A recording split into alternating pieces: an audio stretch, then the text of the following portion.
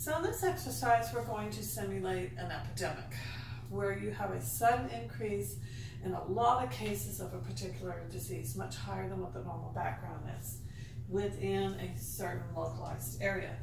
Pandemic is when it's occurring globally, which is similar to what we are currently experiencing with COVID-19.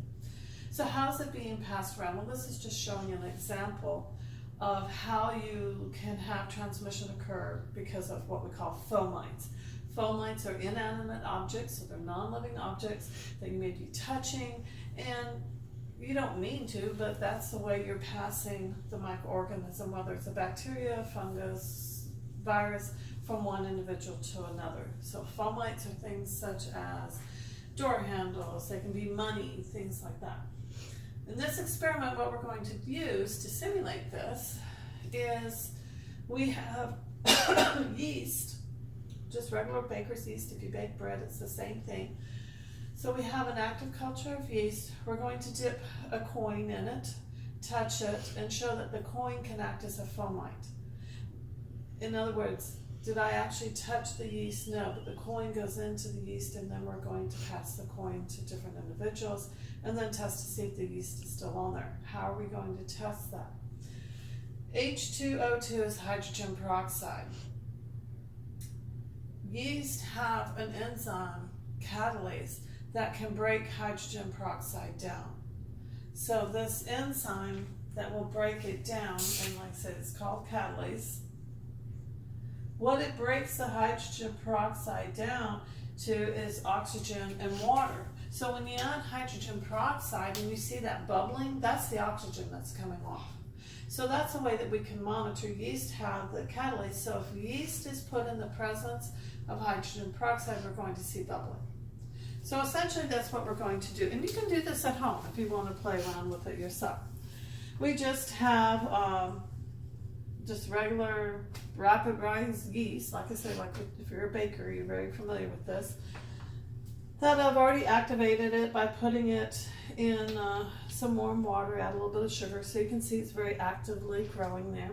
The other thing you're going to need is hydrogen peroxide, just over the counter, which you can buy at whatever choice of store you like. In these little cups I have already placed just a little bit of hydrogen peroxide. It doesn't matter the volume, just as long as you have some there. So what I'm going to do first is I will take a coin. I'm going to dip it. Now if you wanted to, you could drop this all the way in, but I'm going to dip it in the yeast mixture here. So you'll notice I'm going to come with this hand now. Did this hand go in the yeast and touch it? No, it did not. I'm only going to use this hand to touch the coin. The coin is the fomite. So I'm going to touch the coin here. How are we going to see if I transfer it? If you look into the cup, you can see that there's bubbles forming. The bubbles are the oxygen coming off from the reaction. The hydrogen peroxide in there. So that's a positive test. Yes, there's yeast. Well, you could see it on that. This is just one person. So now we're going to do this again, same way. I'm going to take the coin, just kind of mix it in that lovely yeast mixture. I'm going to touch it. Now I have another individual coming over here. I'm going to pass the coin to you. Rub your hands on it. You dump it into cup number 2. And then you check to see is there bubbling occurring. Now in the instructions, it calls for actually for you to take, you could take like a Q-tip and you could rub it on the fingers to see if the yeast is on your fingers, and then pour hydrogen peroxide over that.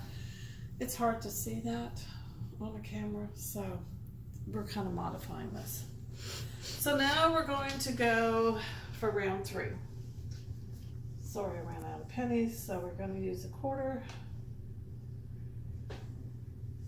I'm going to touch that coin. I'm going to pass it to person number 2, who rubs it, handles it. This is just like if you're using it to pay for stuff and pass it around. Third person drops it in the cup, and then we see if there are bubbles there. Remember, if there's bubbles, that means oxygen's being released. Where is it coming from? The hydrogen peroxide. How is it being broken down? Because the yeast is there.